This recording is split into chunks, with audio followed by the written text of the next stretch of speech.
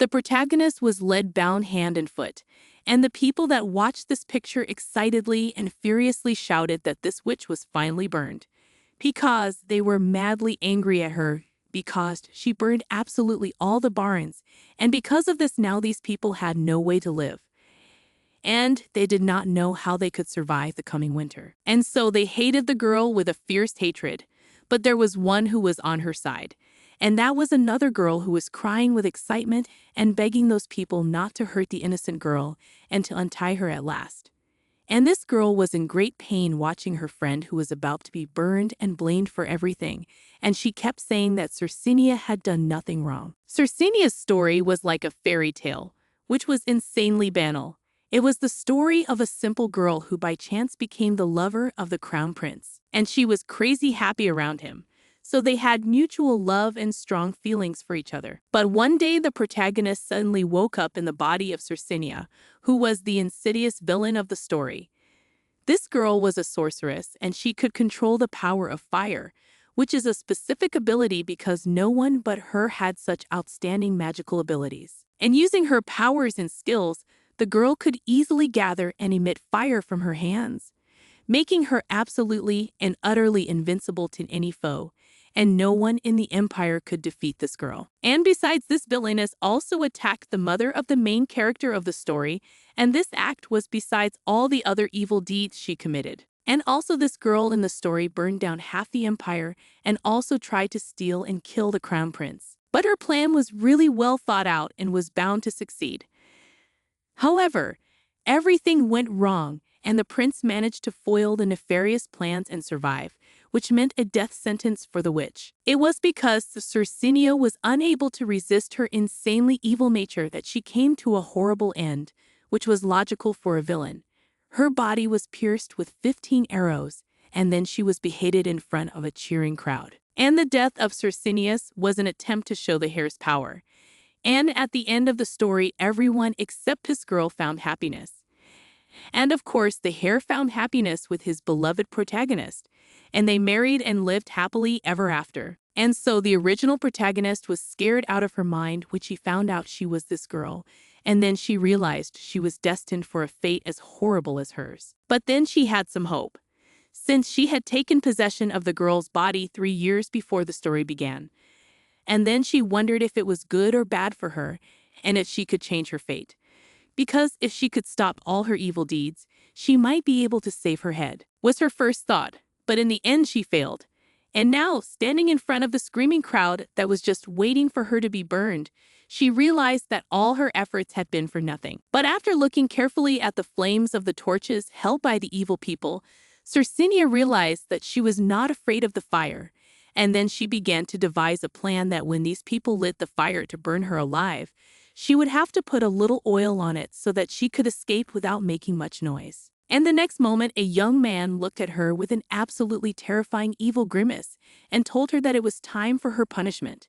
Circenia, who was looking at the people who so fiercely wanted her dead, realized that she had to put her plan into action as soon as possible in order to save herself. But at that moment, the voice of a young man with metal in his head ordered that this girl should not be touched. And then turning around, Circenia literally could not believe what she saw before her eyes. For some reason, this young man seemed insanely familiar to her. Then looking more closely at his face, the girl stated that she did not understand why this man had appeared so suddenly, and at the same time said that she wanted to free her. And then, as he approached, the boy removed the ropes from her hands and leaned closer and kissed her. While the girl asked him to stop and wanted to hear an explanation for his actions, she didn't seem to be resisting the attention. But she was madly embarrassed, and although she realized that she would now remove her hand from his kiss, but she could not do it, because looking at this young man, the protagonist realized that he seemed insanely familiar to her, and because of this, she just could not push him away. Then she thought that I was madly familiar with his scent, so looking at him literally in shock, she wondered if it was Ben in front of her, though she thought mentally that it could not be, because these young people were completely different. But at that moment, the slightly embarrassed man smiled and announced that he had missed his Circenia madly. In the end, a long time before the main character sat in the casino, and then she was asked if she wanted to finish her bet. but she calmly said that she wanted to bet all her chips on the number 16. And then all the people around them whispered excitedly that it was quite risky, but the man calmly told her that she should have been as careful as possible with her words, and they also wanted to know how the protagonist had managed to win 2 games in a row. Then, looking at her confident face and not even noticing her true tension, we wonder how this girl could so accurately feel what number will fall next, and asked how she felt in connection with the fact that she won twice and had such a huge amount of chips. But the girl watching the spinning wheel only thought about the fact that she felt as if everything in this world belonged to her, but thought that she should stop playing these games and take the reward and leave as soon as possible. And at that moment, watching the ball spin, Circinia realized that she was well aware of the reason why people were addicted to gambling, because she was really starting to get foggy in her head and was literally obsessed with winning. But in spite of that, she still managed to win 2 games in a row. After that, Crazy nervously thought about the fact that she really wanted to be lucky this time, because it was really necessary. And the next moment, the joyful crowd cheered and congratulated the protagonist, saying that it was really incredible because she really fell out pure 16, which she wished. And then the girl still didn't understand what was happening and just looked at it and didn't believe it. But after the girl got up from her seat and madly joyful and confusedly stated that she had really succeeded and she had won and now her life was safe. After that, she was given a huge pile of chips that she had won during her time in the casino and was told that now she could go to exchange them or continue playing. And the madly excited Circinia had no idea how much it all was in money. Then, spreading her arms joyfully, she thought that at last she had succeeded in getting rid of the life of a wicked witch. And now she would be able to live a good life, since she had gotten rid of her former goals and glorified the name of her book heroine. Then she remembered the day she was in that body, and it was 10 o'clock in the morning, and she was sitting quietly in her house reading a book, and then she just suddenly fell asleep. And when she woke up, she found that she was a character from a book she had read before, and she could never have imagined that such a thing could happen to her. The villain of this story in Circinia had fiery red hair, and everyone thought that this girl was insanely beautiful, but despite her amazing appearance, this girl had an incredible, terrible power that could conquer anyone of its scale. So Circinia was cold-blooded and absolutely not afraid of fire, and was literally the embodiment of anger. But absolutely no one saw her other side, because the girl spent her whole life alone all her life because she was feared because of such incredible strength. So she could not get close to anyone, and insanely angry at everyone, and therefore became a villain who everyone wanted to die. And then the heroine stated that she could not accept such a fate of this girl, even when she read the book, where it seemed that this villain really had reasons to act in such a cruel way, because her fate was really broken because of an accident. And so when the protagonist found herself in the body of Circinia, she thought that she was waiting for an insanely sad end. And because of such worries, the girl almost went crazy. But first of all, the story, it's been 4 years and about the magic of Circinia told only in the middle of the book. So the protagonist realized that until then no one can find out that she is a witch. And so she was obliged to live another life. And perhaps it was God's will that she should not lose this chance. That's why Circinia decided that she should live alone, so that she would never hurt anyone. And she also had to have good money to ensure a trouble-free life. After which I thought that if she had been rich, she could have avoided the original ending and lived a good life. And now everything will definitely be fine. After the protagonist won so much money, she went to the office of a young man casino worker in order to cash out all the collected chips. But he only anxiously reported that he was terribly sorry to report it, but he had no money. As the protagonist only asked indignantly what he meant and how there could be no money to cash out in the casino. And then the madly agitated man smiled awkwardly and said that he was really short of money and that he did not do it of his own free will, but he really had nothing to offer the girl in return. After that, he added that soon should appear the count who owned the casino, and therefore the protagonist can calmly clarify everything from him. But at this point, madly angry protagonist said that this option is definitely not suitable for her, and it would be better to Lewis immediately exchange all her chips for money. And then she realized that at that moment her evil nature might come out. Though it was against her will, so she forced herself to control herself. But after looking at him with a madly frightening look in her scarlet eyes, she told him that he should obviously hurry up. Then she thought that she had spent all her money in that casino before she could get anything out. The man looked at her shocked and said that he only needed a week to solve all these problems. Then he noticed how the protagonist with one hand calmly crumbled the chip into dust and just could not imagine what would happen to him in case he made her angry. At this point, madly dissatisfied with his answer, the girl hit the table and it from one blow of her hand split in half. After that, the protagonist said that if the man did not want him to suffer the same fate, he should have immediately brought her the money. Then the guy, looking at her madly angry face, said that he really had nothing to give to Circinia and said that it would take time to transfer the money. And I am satisfied Circinia only thought that it was all a lie and she could not take the chips. So she did not understand how she can return the money spent in this place, and whether it was all just a scam on which she spent so much money. After that, she literally became inflamed and thought about the fact that earlier she couldn't say it in front of other people because she was afraid of their reactions. But now there is nothing stopping her. And then, seeing such a raging protagonist who appeared to be about to collapse in her path, the excited young man said that the girl should not have been so worried, as he could give her a guarantee. And then the girl immediately looked at him calmly and asked where he was taking her and what guarantees he wanted to give her, and seemed to be completely unaware of what was going on. And then the man opened the door to a dark room and showed her a slave who was sitting in the room scared out of his wits.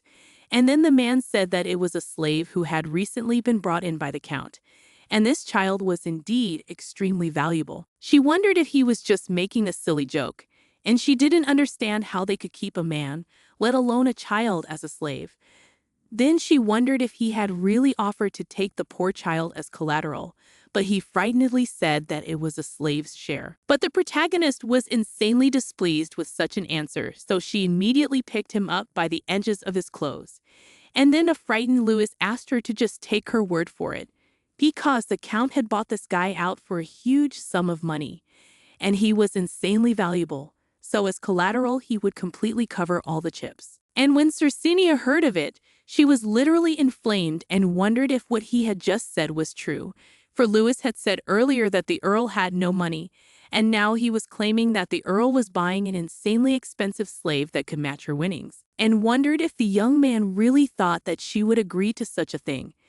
Then, looking at his mad, worried face, she thought that she absolutely did not understand why inside her just boils rage. After that, she began to calm herself because she realized that in case something goes wrong, she could live all around. At this moment, observing such a bright reaction of the girl, Louis turned to her and said that if she accepts this slave as a guarantee, the count will definitely pay her.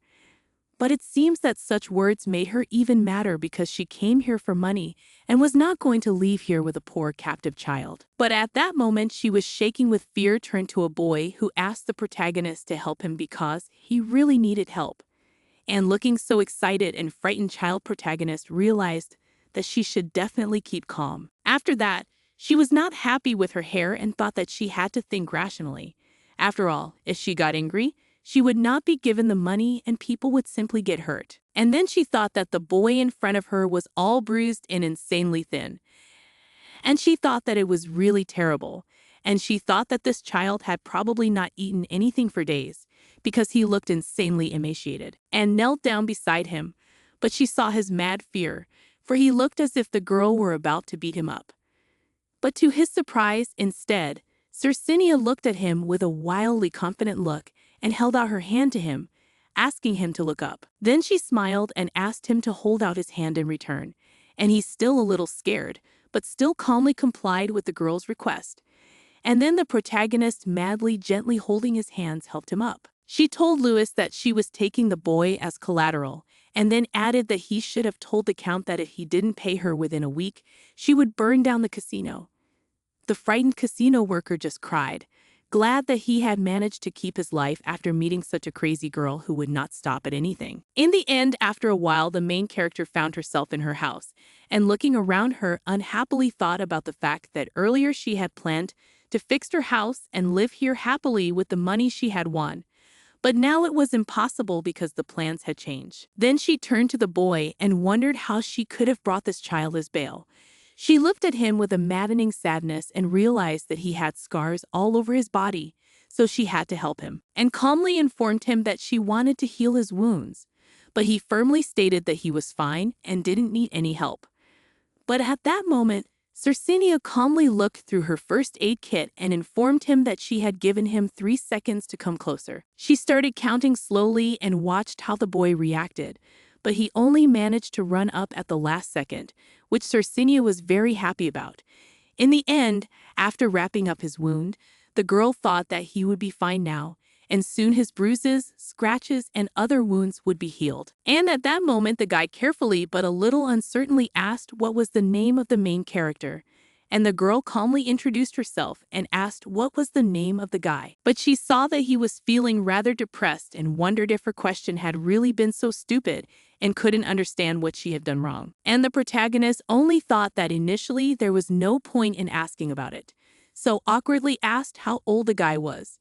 And the guy is looking awkwardly somewhere in the floor trying to hide his embarrassed look from the girl, said that he was 19 years old. And then the shocked protagonist only asked if she had heard correctly, and then still under the impression that this guy was very much like a schoolboy. At first the boy tried to deny it and said that everything was fine, but then there was a loud sound from his stomach, and then he had no choice. And he only awkwardly and with great shame said that he was only a little hungry.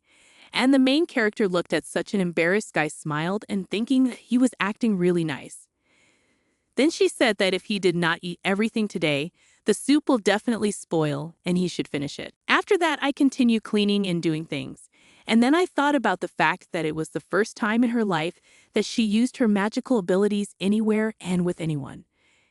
And this had never happened before.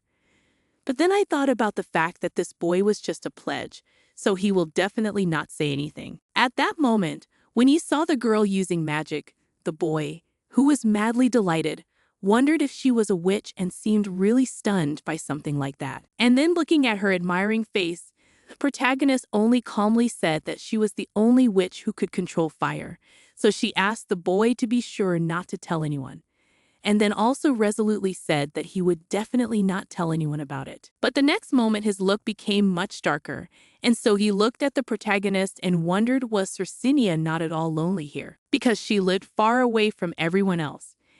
And she did not look like a person who went out too often and unnecessarily. But the girl calmly said that she was really used to living this way, and thought that the villain of this book really lived like a hermit, and she had realized it even during her not-so-long stay in this world. And then the madly excited boy only a little excitedly informed that Lady Circinia was insanely strong. She heard such an address, the protagonist calmly corrected him and asked him to call her simply by her first name from now on. After that, she thought about the fact that they really were almost one jacket, so there was no room for such formalities. And the guy himself did not argue with her request and just awkwardly agreed. And then looking at him carefully, Circinia thought about the fact that in a week this guy would not be in her house. That's why she should not be attached to him, but she thought that she would like to give him at least the first time, but because it seemed right to her because she could not always address him without a name. So with some embarrassment, she awkwardly looked away from him and told him that she had given some thought to the fact that the boy had no name and said that she had a couple of options as to what name might suit him, and then suggested the name Ben, and asked if he liked it, but he only asked in embarrassment if she really wanted to give him a name like that. And then, not quite realizing his reaction, the girl got excited and thought that he didn't seem to like that name, so she asked him what name would suit him better. But he excitedly said that he liked the name that the main character had given him. And then she happily said that in that case, she would call him Ben, and he heard about it madly embarrassed and looked down, and then repeated his name several times and thought that he really liked it and thanked the main character for taking care of it. In the Empire, the protagonist was allowed to build and mountain houses, and the Count lost his palace in a casino. And so it took him a lot of time and money to gain the emperor's recognition. And to win the support of the aristocrats, the earl gave most of his money to other nobles. And eventually he fell into debt. But after a year he was able to buy his palace back, and so now this count was paying off his debts from the money that the casino brought him because he understood the key to success. since all people always strive for wealth and in the pursuit of usually burned and lose a huge amount of money. And the Count was well aware of how much it is addictive when people are so close to a huge fortune of money that it seems to them that to spend such a small amount for a chance to get everything is quite profitable. But the probability of a jackpot was extremely low, and every game was actually designed so that the Count would only get his profit, because that's what the gambling house was designed for. But at that moment, the main character appeared. Everyone thought she was really incredible because she was able to win the jackpot 3 times and all 3 times in a row.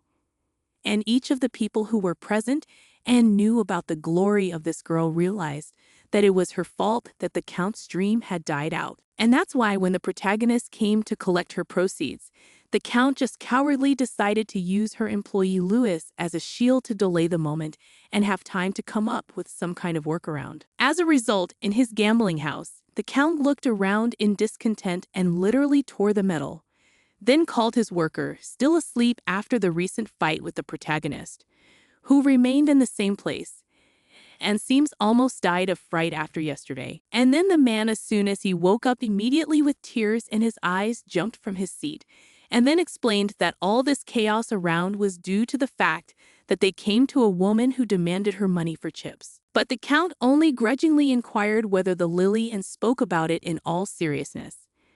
Then, madly furious looking at the young man, asked whether he really could not tame just one woman who tried to take away his money. But the excited and frightened one said that it really wasn't that simple. The girl was really crazy, and she could break the table with just one hand, and she had strange powers. And the agitated Earl only asked disgruntledly about the powers in question. And then I remember the previous day, Louis said that when the girl came in and heard that he couldn't pay her the money, her hair was suddenly lifted by a gust of wind, and the gust was still blazing with a tremendous heat. And then the Count grudgingly thought that although his employee was indeed a fool, but he certainly could not invent such a thing, so he thought that this girl was incredibly unusual. But afterwards, she inquired unhappily what had happened to their slave, for she noticed that the door to the room where he was supposed to be was wide open, and that there was no one there. And then an agitated Louis said that the situation was rather complicated, but afterwards said as calmly as possible that he had given the slave as a guarantee to the girl that they would definitely return her money. And then the madly disgruntled Count what he had done at all, how could he do something like that, and wondered did the guy really not understand who this slave was. But he only intended to report that he was really madly guilty. Then the Count realized that his finances were insanely limited, especially compared to the richest man in the empire, and for this reason the Count had to borrow from him to cover all his losses. But to his great fortune, the Count was madly fond of seeing handsome men around him, and it was for this reason that he gave a great deal of money to ransom the slave. After which, having beaten Louis with a stick, he told the man that he was really a useless idiot and ordered him to find the girl at once, and also to return the slave, who was unusually important. The latter only agitatedly ran away at the first opportunity and said that he would carry out the order. Then left alone, the Count grudgingly thought about the fact that he was going to meet this man in a week. And money he certainly couldn't pay this girl now, but he needed to take the slave without any additional conditions. In the end, the protagonist was sitting across from Ben, eating with him, and then she looked at him carefully and thought that no matter how strange it was, she still wanted to get to know him better. But during this time, she noticed a few things. The first was that the boy lied quite often. When she came up to him and told him that he could have eaten more, because he was obviously hungry, he kept denying it. It was from this point that it emerged that he was for some reason madly disliked eating. She realized this in the situation when she had to convince the boy every time that if he did not eat, the food would be spoiled and she would throw it away, and therefore he should eat the whole contents so that the food would not spoil. And every time she saw a child so unhappy, she only thought that she wished he had eaten better and not been hurt anymore, and she felt sorry for Ben, who had been used to and lived most of his life as a slave. And he had a habit of apologizing for eating too much, and every time the girl had to explain that if he hadn't eaten all of it, she would have had to throw it all away. What was left over so that the food wouldn't spoil and none of them would get sick. And of course, these were all just excuses, But they worked perfectly for Ben, and he'd agreed every time to finish eating because food was an insanely valuable resource to him. But in the end, when they were clearing the table, the protagonist awkwardly thought about the fact that the boy had carelessly broken the plate again, then began to reflect that it seemed to be the fifth plate he had broken. Ben only excitedly began to apologize and immediately tried to fix it and pick up the pieces with his hands. But Circinia stopped him, then took a broom and began to clean up, and then thought that for some reason she was not angry with Ben at all. Even though he had beaten the dishes, she didn't have much of them, due to her financial situation. But at that moment, while she was thinking about it, she was approached by Ben, who told her that he would like to help her, so she let him do it and carefully handed him the broom. And then looking at Ben, who was cleaning, she thought that this boy was bored out of his mind. Because in a place where this guy didn't even have a name, he was taught that if he didn't work, he'd go without food and water for days.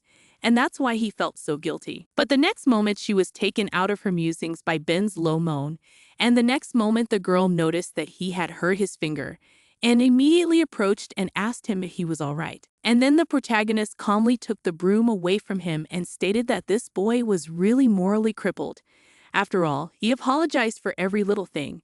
Then she asked why he decided to apologize at all this time, because he hurt himself and it was not his fault. After that, she said that he should sit down, but looking at the guy, she saw that he was extremely ashamed of his behavior and did not know how to help him and how to calm him down.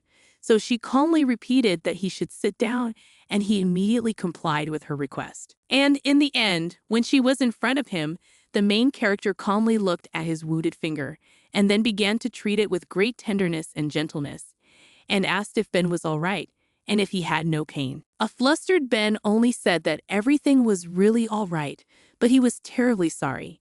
Then, blushing with embarrassment, he realized that the main character who was now gently courting him was a really beautiful girl. And perhaps that's why he was constantly nervous, and because of his nervousness, he made mistakes.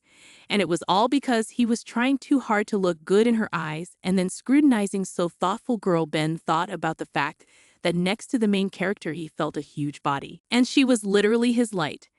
Then he forced himself to pull himself together and awkwardly thanked her, but the protagonist only looked at him calmly and asked him to be careful next time. But then the girl thought carefully for all it's that it would seem that they would have changed something, then excitedly thought that it really could not be, but then found that it seems that the boy really grew up and now was about the same height with her. But Ben calmly explained that it was indeed so, for his nails and knees were a little sore every night. And when Circinia heard this, she was literally shocked, not understanding how the boy could grow so fast.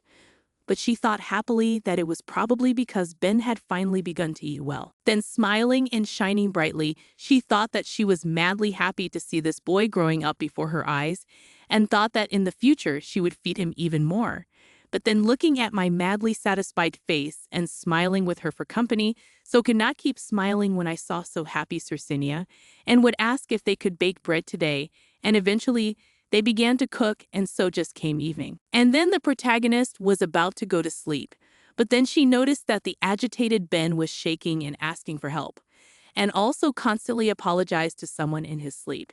And the agitated girl thought about the fact that Ben had nightmares every night. And because of this, his hands were cold, so she approached him and began to transfer her magic power to him, and then watched as he gradually began to calm down. But it was still hard for him, and so looking at him, the main character convinced Ben that he was fine and safe. Then she looked carefully at the less restless boy and realized that she had tried several times to wake Ben, but he had not awakened from his nightmares or opened his eyes, and it looked as if he had disappeared into the abyss of his subconsciousness, trembling and crying. And so all I could do was to keep him warm and also to restore his breathing. So she hoped frantically that the boy would be able to sleep. Then she looked at him carefully and wondered why he was in so much pain and what was weighing so heavily on his soul. And maybe it was his past that was to blame. And maybe that's why Ben was suffering so much every night. And she wondered if she could give up Ben so easily and bring him back in that state. Then she realized that even so, she really needed that money to avoid her death. So sadly, she admitted that she wished she could have taken care of Ben while they were together. But after the main character looking at Ben, I thought about how he looked like he was having nightmares. and thought that maybe now he felt uncomfortable while sleeping because of his crazy long hair. So she gently stroked his head and thought of cutting his hair tomorrow. But at that moment, the boy suddenly opened his eyes and looked at the girl attentively and asked if she was all right. And it seems that he looked absolutely calm, and as if he was absolutely nothing to worry, because the girl really brought peace and quiet in his soul. And the main character, only embarrassed, thought that apparently she woke him up, and she became insanely embarrassed. But she did not understand why she feels as if she was caught for something obscene, although she did nothing wrong. So she looked at the boy's embarrassed face and said that he could go back to sleep, and explained that she had come over because she only wanted to fix his hair.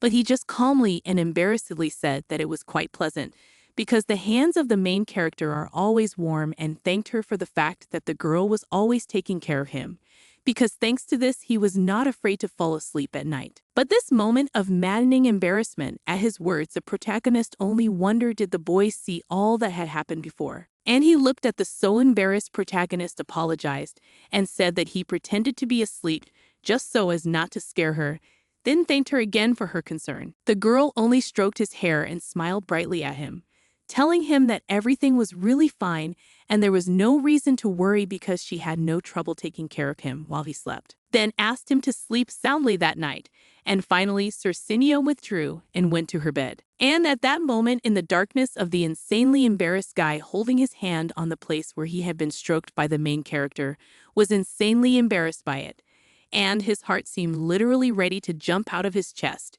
because although he did not understand what it was associated with, but Circinia insanely strong he liked. That same morning, the main character calmly looked at Ben and said that he really shouldn't have been worried, because she was only going to trim the ends of his hair and nothing more. That's why nothing bad would happen. And she thought about whether Ben was really afraid or just didn't want to cut his hair. But the main character was quite attentive, so she paid attention to his shaking legs and told him that if he really wasn't worried or afraid, he should stop shaking them, because it's better not to joke with scissors. Ben was embarrassed by this remark and didn't even know how to calm down, so he started kicking his legs to make them stop shaking. And then looking at him, the main character thought that Ben had probably had another restless sleep, so he probably didn't get enough sleep. And maybe it was also because she had woken him up earlier. Eventually, Ben began to calm down, and then the protagonist asked him not to worry. And eventually, the girl approached him and took his hair in her hands and asked him if she could cut it a little shorter. The heroine noticed the boy was very confused and didn't understand what it was about, so she thought that maybe he had a fever because his face was very red. So to make sure he was okay, she put her hand to his forehead, which confused Ben very much. But at that moment, Ben jumped up from his seat and started running around in a circle to calm down. But at one point, he was grabbed by the hand of the main character, who stopped him and asked if everything was all right. But he just shouted that he wasn't all right and he didn't understand what was going on. And at this point, the girl looked at him seriously and warned him that if he ran a fever, he would only get worse, and she was really worried because she didn't want Ben to get sick.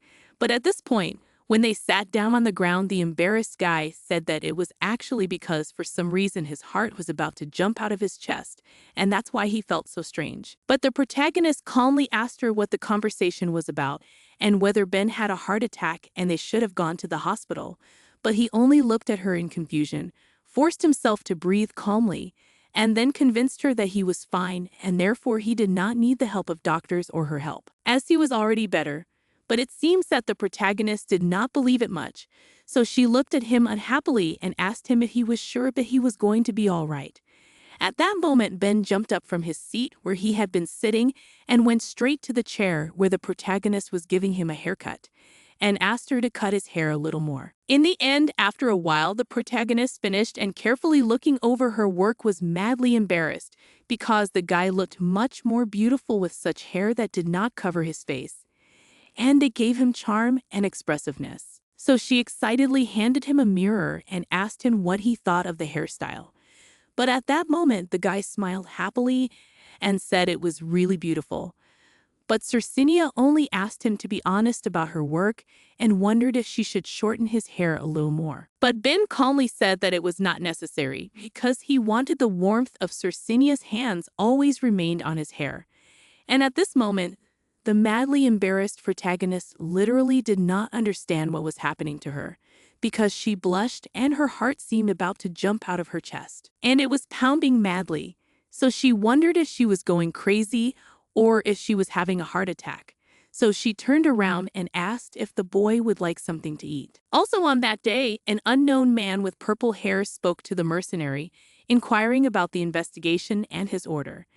But the leading man only calmly informed that unfortunately, it was not possible to find this guy yet, although they offered to do everything possible to find him. And then shining his violet eyes, the man looked over this fellow disgruntledly and warned that the matter was indeed urgent, and therefore they were obliged to find him. Because this curse will last 1 or 2 years, so they had to bring the boy back before then. And then they added frighteningly that they didn't have to bring him back alive. In the end, after the protagonist and Ben had eaten, the girl was very sad to find that their food had run out, and then she thought that all good things come to an end, because if she had just gotten the money, everything would have been fine. But afterwards she thought that the situation was actually quite different. If she gets the money, she will lose Ben, to whom she has become attached. But seeing his anxiety, a boy came up to her and looked at her and asked her what her anxiety was about. And only at that moment the protagonist realized that she was attached to this guy and just can't leave him. But afterwards she thought that if he finds out that they have no food left, he will definitely blame himself for it. And so the girl said that she hadn't eaten meat in a long time and wanted to go to the market at that moment, literally for shining the guy offered to go with the girl to help her. But Circinia calmly said that Ben was to stay at home and she would go alone. But Ben still wouldn't give up because he wanted to help her carry her shopping. But at that moment she told him in all seriousness to wait, even though she didn't want to forbid him. But looking at his face, she couldn't understand how she could resist such a nice guy who was begging her to help her. But she thought about the fact that she still didn't have any money at all, so she didn't want Ben to see her selling all her jewelry out of desperation, because it was a really pathetic sight. Then she went to her jewelry table and thought about the fact that the book's villain was crazy about dressing up for any occasion, and she never spared money on clothes, cosmetics, and jewelry. That's why she spent a fortune that her parents left her. Then the protagonist pulls out one ring and thinks that she really is insanely lucky.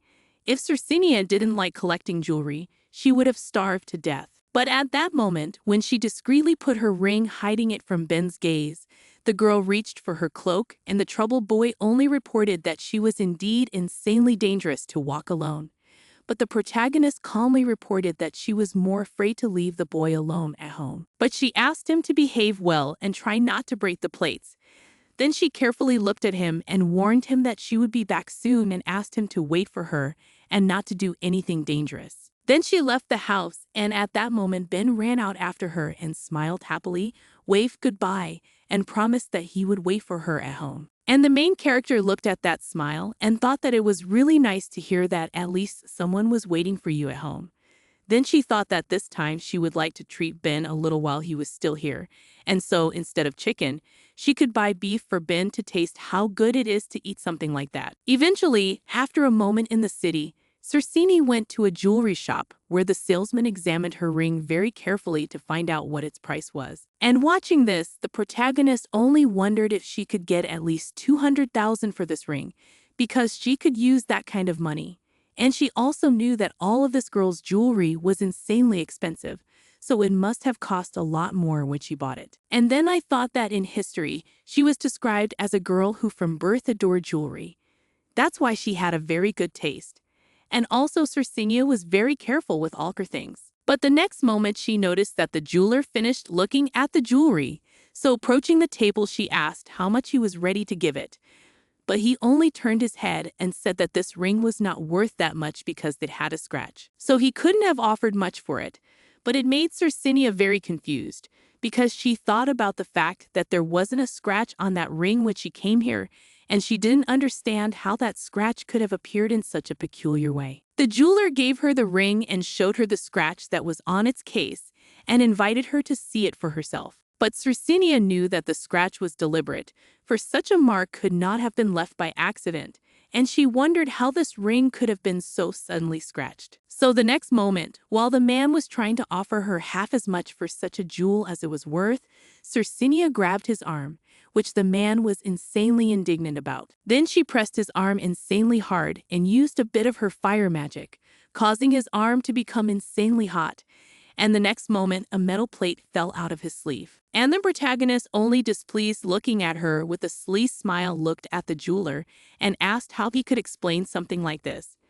But he only excitedly began to deny and told the girl that it was to remove the wrapper, although it was immediately obvious his excitement while he talked about it. So the girl decided not to leave it unfinished, and the next moment she picked up another gold ring that was lying nearby and immediately brought a metal plate to make a few scratches. And looking at this picture, the emerald salesman was screaming and almost crying, asking the girl if she even realized how expensive this ring was, but she didn't seem to care at all. She calmly made a deep cut above the ring and said that it now had the same scratch on it, which looked uncannily like the scratch that had suddenly appeared on her ring, and asked how the seller could explain such a coincidence.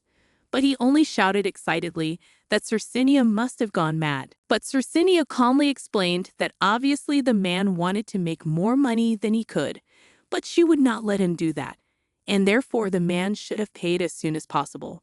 But he calmly said that he could not give her more than 103,000 for such a ring. And at this point, the madly angry protagonist approached the jeweler. I asked, did he really mean it? And then said that this ring is clearly worth at least 500,000. Because of what the man was just shocked, did not believe that she said it in full earnest. But the protagonist calmly asked what does not suit him.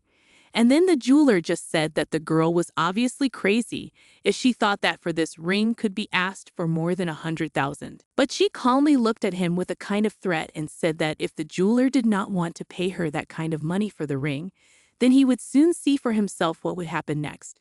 And she told the jeweler that he should not look at the way she looked, because in fact she was not so simple. And at that moment, the madly frightened man awkwardly said that he could offer 200,000, but obviously not more than this price, and asked whether such a price tag will suit the protagonist. But now, after such a deception, it was impossible to change her mind. So she smilingly said that she will take for her ring 500,000 and no less. But the insanely mad jeweler tried to bargain and said that he could give her 400,000 or 405,000.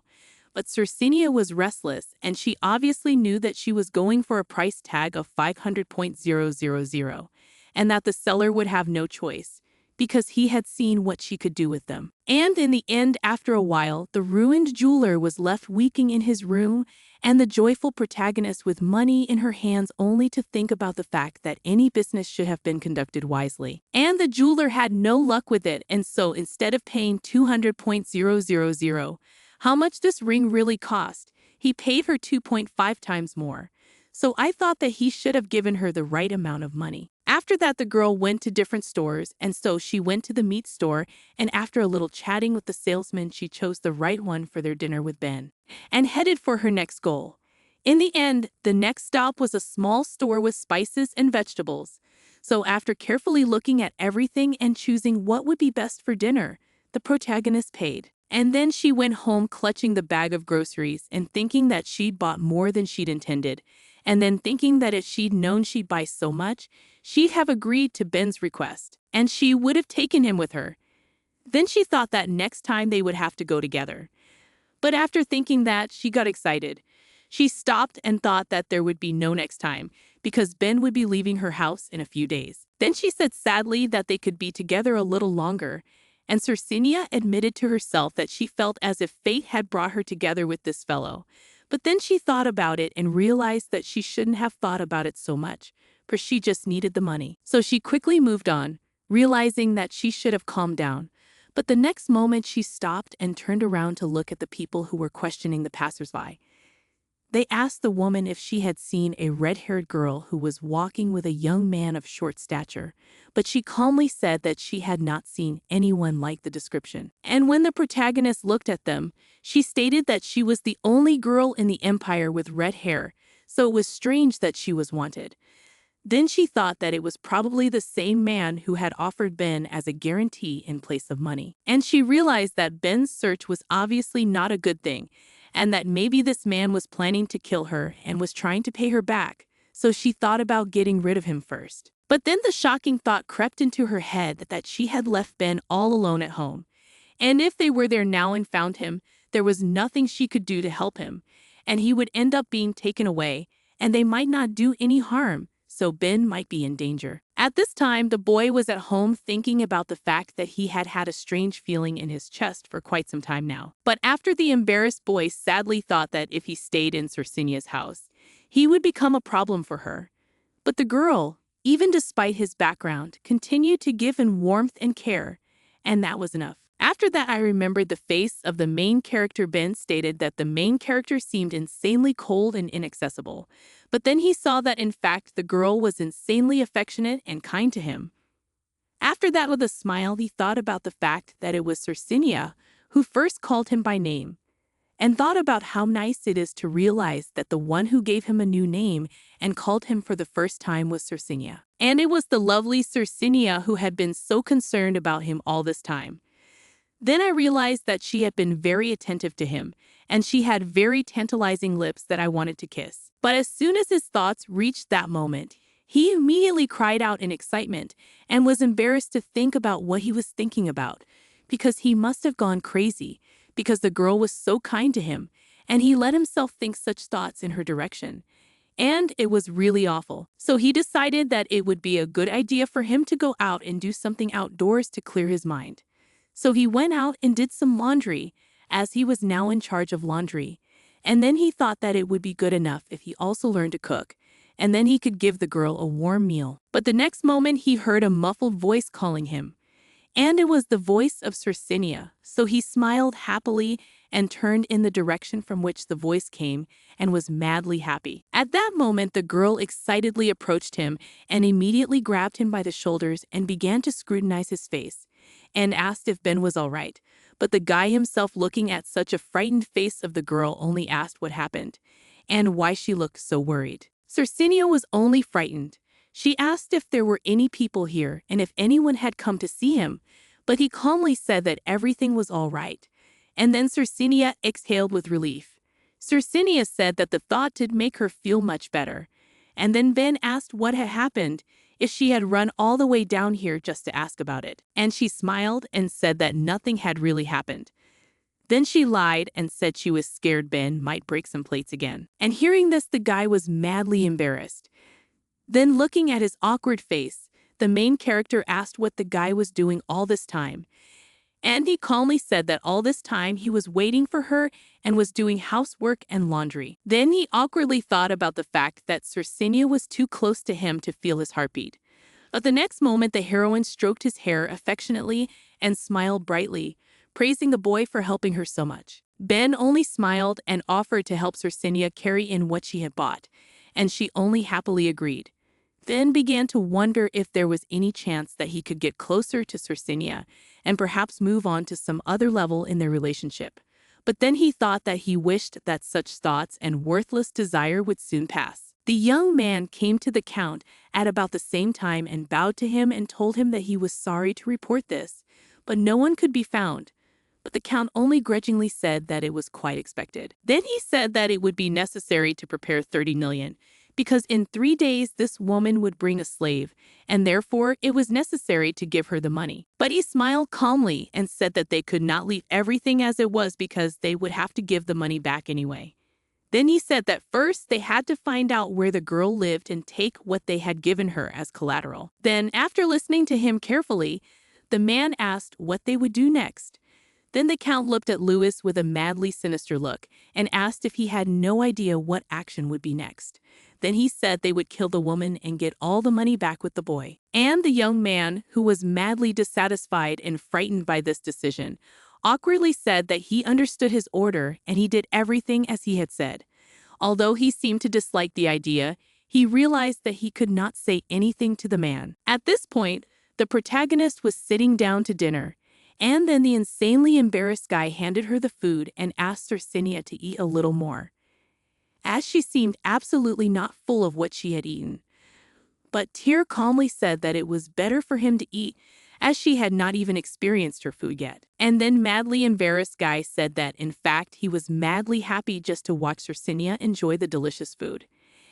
And at this point, the protagonist, shocked, looking at him, absolutely did not understand what were connected with such words. After that, she thought that now Ben was acting as if he was some teenager in love, which looked from the outside quite strange.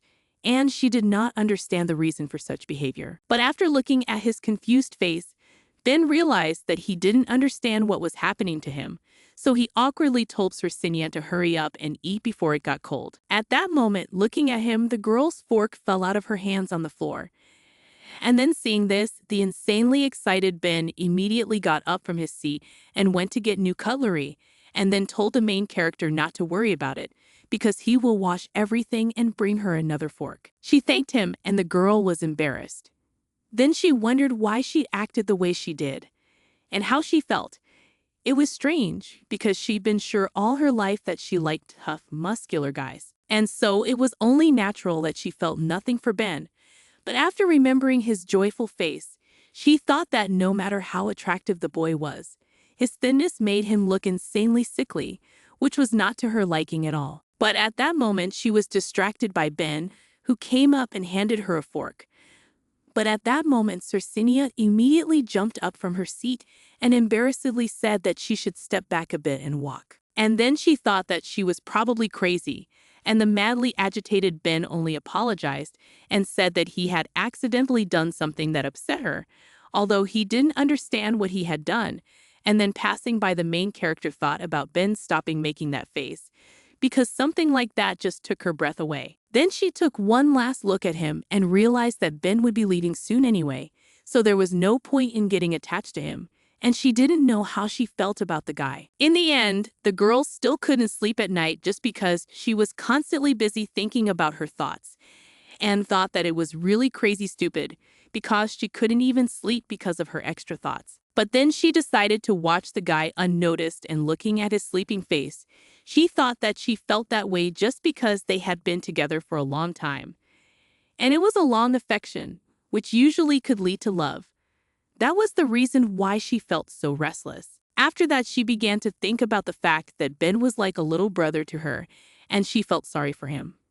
But then the girl resolutely clenched her fists and thought about the fact that she should not feel sorry for him and should put all her personal feelings aside, because if the story starts, she will not willingly become the heroine of this book.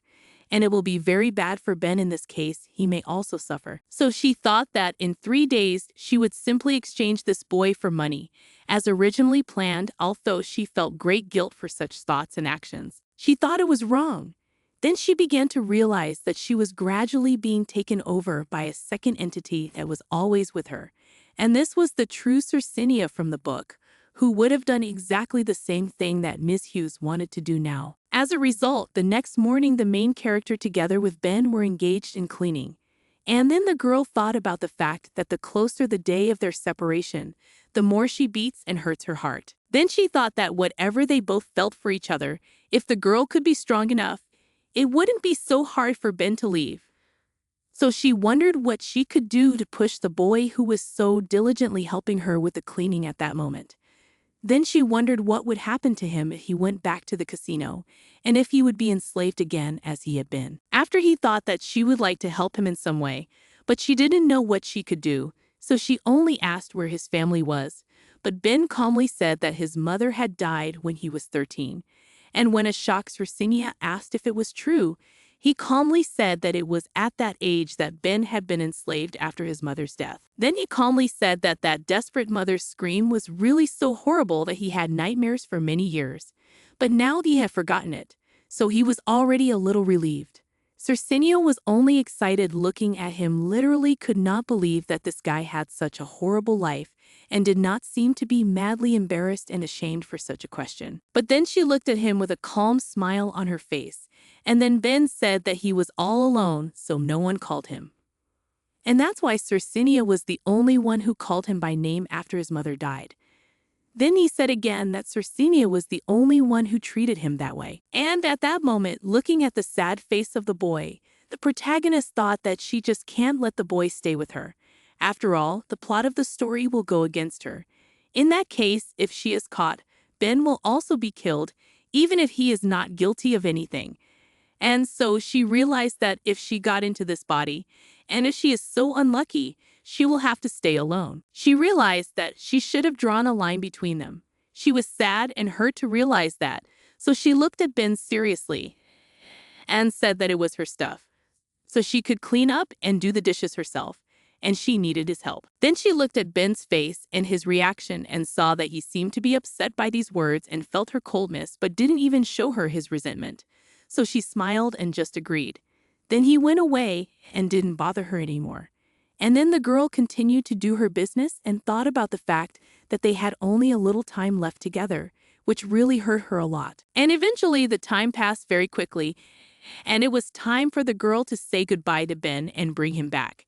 And then Ben himself stood at the door and said he was ready to go. And seeing his smiling face, Circinia immediately realized that he was well aware that she couldn't leave him by her side, and so he smiled at her as if everything was fine. But at that moment her heart felt like it was pierced by 1,000 arrows from such calmness. And then the new smiling man told her that the sun had already set, and so he should have left already. Then he reached out his hand to Circinia's hand and said that they had to leave. And then he took her out and led her to the place where he was to be enslaved. And the girl just followed him in silence, literally not understanding how she had gotten to this point and why it hurt her so much to part with him. At this moment in the casino sat the Count, who was madly dissatisfied. Looking at the clock, did not understand why the girl had not appeared and thought that perhaps she decided to change her mind, and remembered that he had recently received a letter from the man who constantly lent him money. And he wrote to the Count that he was looking forward to his presence and the day of their meeting. And then the Count thought, what was he waiting for so much? This slave or something else? And then he thought that he wanted to please the Count who had given him the money and bring himself great wealth at that expense. So he just needed this guy because his face was really insanely beautiful and it was absolutely in the taste of that man. Then he started thinking again about the fact that the sun was already setting over the horizon. So he got up from his seat and yelled at the man and asked why the girl hadn't shown up yet. And a worried Louis tried to explain that maybe they were running a little late and he really shouldn't have been so worried. But the next moment he saw that they were walking down the street, and finally at the next moment the protagonist came into the room leading Ben by the hand. And then the Count looked at her with a smile and wondered if it was the girl who had come to get the money. And then he said that he should check whether it was the protagonist. Then when the girl did that, he thought with a nasty smile that this girl was really very beautiful, which was quite unexpected because he did not expect something like that. Then, looking at the protagonist, he asked her to hand over the bale and looked at the boy who was next to Circinia and thought that during this time this slave had changed his hair and had gained weight, so he looked much stronger. But Circinia, who was also looking at Ben, just thought that everything had to go according to plan and that she should be at ease. But it made her sad that Ben was just a pledge to these people, so she thought that it would have been better if the boy had stayed with her. But at that moment he smiled happily and called her by name, which made her feel even more painful, and it seemed as if she was ready to cry at the mere sight of him. But seeing such uncertainty of the protagonist, the Count realized that he urgently needed to think of something to make the girl with full confidence to give her this slave, so he smiled and said that this guy will be really good and no one will hurt him, because he will soon go to another place where he will be waiting for excellent conditions. And then Circinia asked what we are talking about, and the Count with a sly smile said that they will give him to another man who promised to take good care of this guy. So don't worry, because this boy will be happy there. And then the protagonist is still holding Ben's hand. She asked when Ben would go to the Count's house, but the man only grudgingly wondered when the girl had time to give him a name. Then he said that he would go tomorrow morning. And then thinking about it, the protagonist said that Ben would be much better off at the Count's house than at hers. At that moment, a man came up to her and handed her a briefcase and told her that this briefcase contained her 30 million. Then he opened it and asked her to give them the deposit. And then, without waiting for her to do so, Ben himself loosened her grip. Then, removing his hand, he followed the man. And with a final smile, he turned and walked away with his fists still clenched tightly around the girl's warmth. After that, the Count turned to her and was going to tell her that she could pick up her check. But it seems that the girl was madly displeased and looked at him with a murderous look and said that she knew perfectly well that he was following her and understood perfectly well that this man had sent people to follow her. But he only tried to justify that he was just trying to make a good deal. Then Circenia gave him a murderous look and said that this time she would forgive him for his insolence. But if it happened again, she wasn't going to let it go. And then, in a madly awkward and nervous manner, the man called his assistant and asked him to come over and hand her the documents so that she could sign that she had received the money. And then the protagonist will leave her signature, carefully looked at her hand, and realized that now Ben's hands, like her own hands, would become colder by the minute, as if they had never been held like that, and as if there was no tenderness and care between them. But then she realized that there was no point in thinking about it, because she had accepted the money and the deed was done, so she decided to let things take their course. Finally, at about the same time, the man calmly watched the guys beating Ben and looking at him unhappily demanded that Ben tell them what powers the girl had. But he wouldn't talk, so they beat him harder and harder. Then the man said that if this pathetic slave didn't tell him, he would have to go to the girl himself to find out what power she had. And at that moment, Ben looked at him with a kind of rage, and it seems that even the guy's eyes began to glow from such a strong anger. And from his broken lip blood flowed. And looking at this picture, the Count only thought that everything was really in vain. After that, he told other people not to touch this guy's face, because it was the only good thing about him. Then, looking carefully at the beaten guy lying on the floor, he asked who he was trying to prove his loyalty to, because this woman had exchanged him for money. But he only shouted that they dared not even think of touching Circenia. And at that moment, the Count smiled and said that with his hands tied, the boy could do nothing. And then he said that in any case, this girl had some kind of charm of her own, so he would have to deal with it himself and maybe even take her back. But at that moment, the man was approached by his employee and said that they were able to trace where the girl had gone and also found her house. At that moment, Ben shouted madly and desperately that they dared not touch the girl. At that moment, the Count smiled and said that he did not want to spoil his face, but that he had forced him to do it. Then he ordered him to be taken to the slum where he would wait. At the last moment, Ben only shouted that he would kill the Count if he dared to touch the girl. Then he found himself locked up and thinking that the girl should have been very careful and just hoped that she would be all right. At this time, the girl herself was not happy lying on her bed and thinking about the fact that she just cannot feel adequately now, and it would seem that she was ready to go crazy. Then she realized standing up and thinking that she did not need to move and perhaps the thoughts themselves will go away. But afterward, as she walked around the house, one memory after another came into her mind. And then, looking at the cauldron, she remembered how Ben had watched her use her fire powers with rapt attention. And then he was the first person she showed her magic to. And at that moment, the frantic girl turned around and looked at the place where he was and thought that she was really starting to go crazy because she was already seeing voices in her house where Ben couldn't be. But the next moment, she stopped in her house, where so much had happened during the week, and remembered the words of Ben, who had said that Circenia had been the first to give him a name and to call him during his time as a slave. And then the girl remembers it all, gradually filled with determination. Then looking around the house, she took her cloak and realized she had to bring Ben home.